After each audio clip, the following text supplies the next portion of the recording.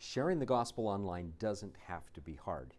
In this short presentation, we'll share 3 easy things that you can do to share the gospel online. About 8 years ago, I started the blog ldsmediatalk.com to tell people about church materials and show how they can be used to benefit our lives. I want you to be aware of this resource because as we talk today, I'll refer you back to several resources on this site that you can freely use. As you can see from my word cloud, one of the most common topics I write about is sharing the gospel. The blog also includes other things like LDS resources and LDS websites, articles about LDS beliefs, and videos made by the church and by members, which are all great resources that you'll want to be aware of so you can share them with your friends. Let's listen to some counsel from Elder Ballard about how we can use technology and social media to share the gospel wider and deeper than ever before. From the beginning of time, there have been articulate men and women who have had unusual powers of persuasion. Those with gifts of communication have always had great influence, but the influence of persuasive communicators has never been greater than today. Because of the internet, and particularly the popularity and proliferation of social media, Facebook, Twitter, Instagram, and heaven knows what else has become popular that I'm not aware of yet. Anyone can talk to anyone about anything.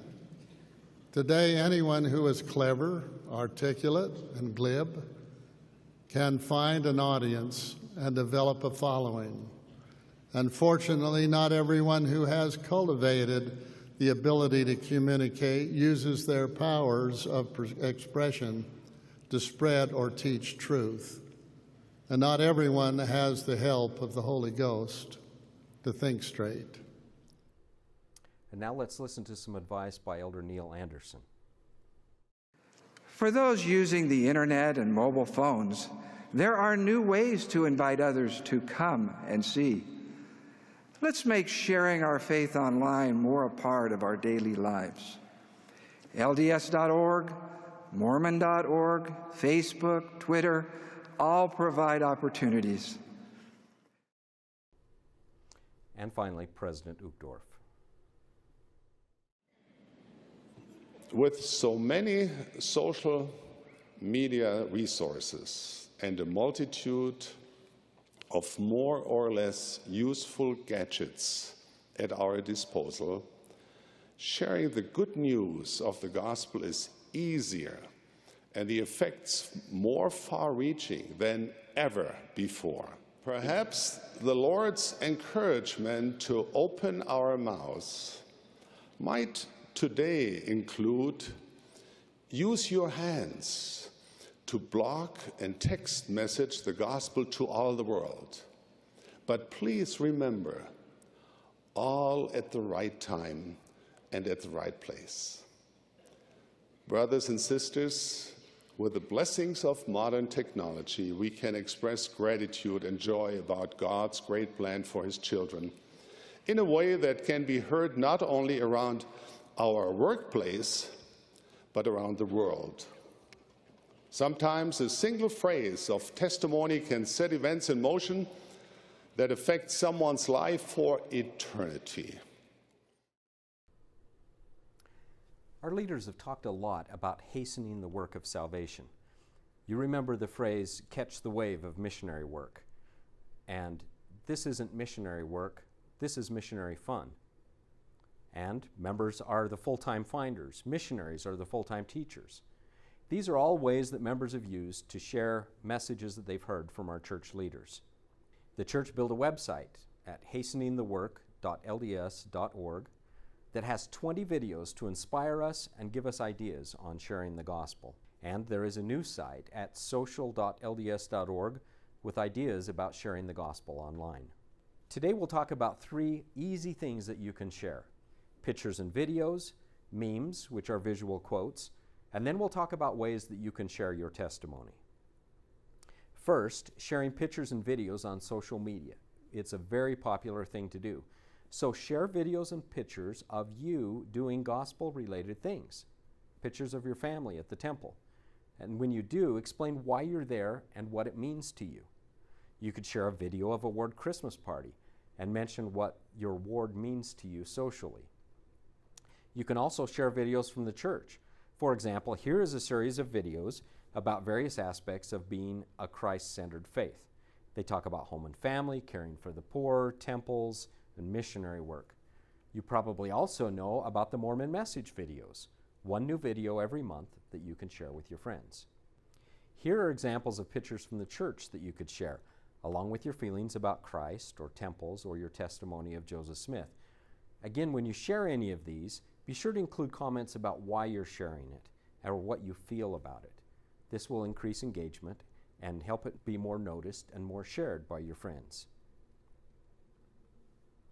The second thing that you could consider doing is sharing visual memes.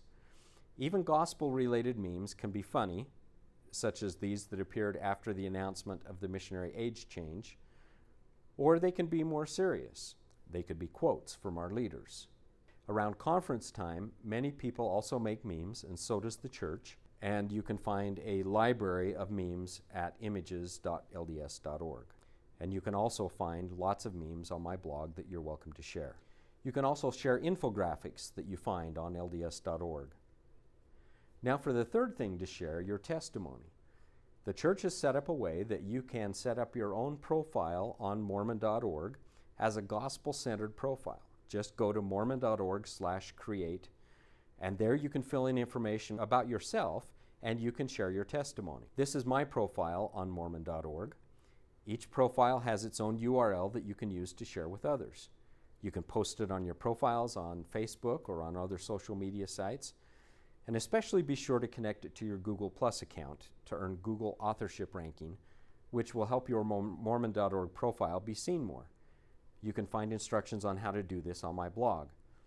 And once you've set up a profile on Mormon.org, then you can create your own personalized pass-along cards. Or if you don't want to use your own picture, the church creates colorful pass-along cards that you can get from the distribution center.